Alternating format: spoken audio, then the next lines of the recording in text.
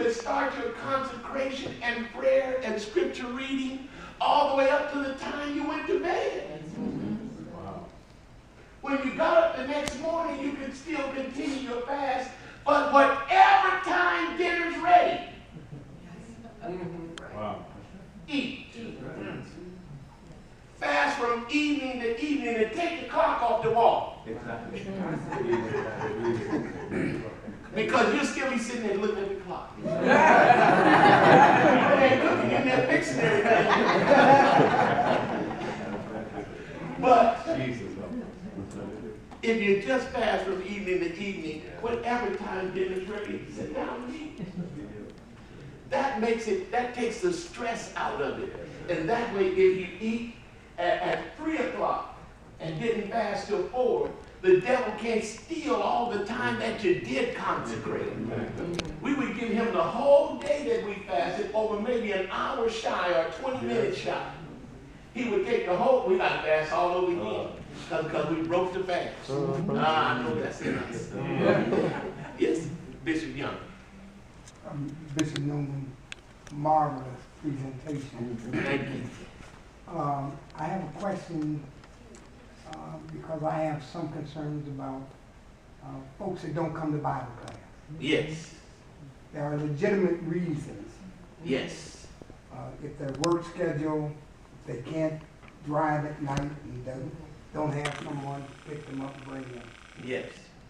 I understand that, and I know we have rules. All rules have to be flexible to deal with extenuating circumstances.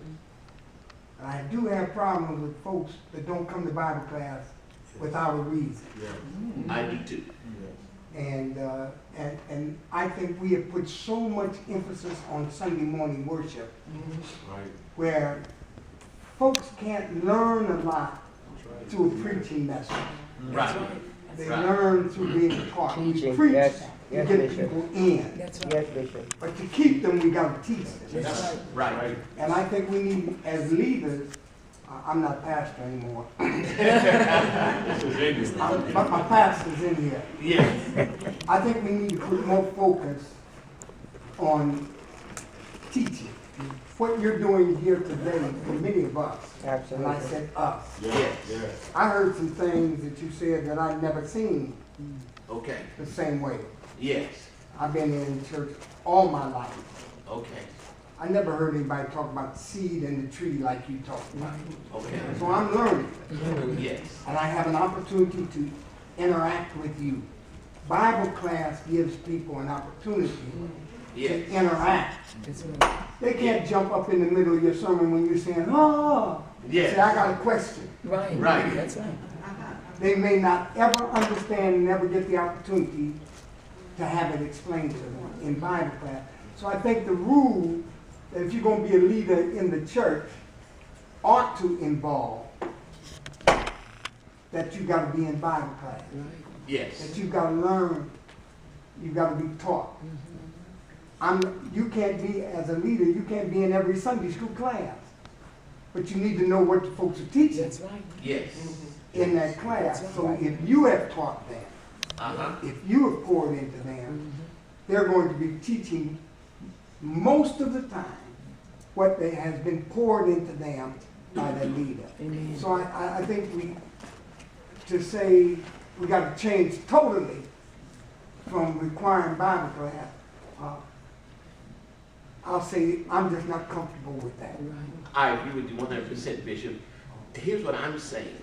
Sometimes we have to adapt to the fact that maybe sometime on Sunday morning, I'm going to teach. That's good. Not preach. That's good. Because a lot of these mega churches, Joe Osteen don't break the sweat.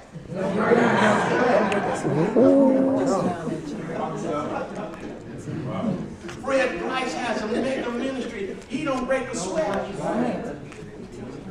They're just basically teachers. People everywhere. But preaching is a cultural thing.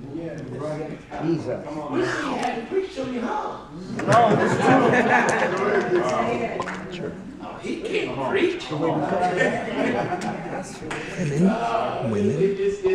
It's culture. Sometimes even on Sunday morning, there's been times I said, I'm going to teach this morning. Not been no hum at all. Don't be no hum. Yes.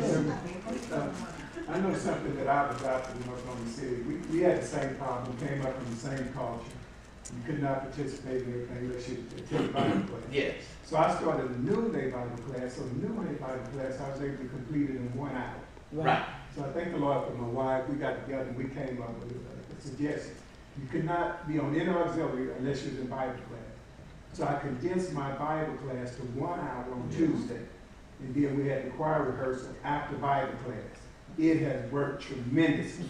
We had a good attendance on Bible class, and now Bible class, would you say, double since then? Yes. Yes. You know, that 1 hour Bible class, and then we got choir rehearsal after that. And so that'll happen. What time do you start your Bible class? We started Bible class at 7 o'clock.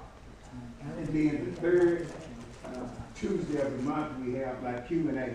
Because I used to have Q&A doing it, but it would sometimes, take much of the class, so we just saved that for the third Tuesday of the week of the month. All right. Good ideas coming up. Yes.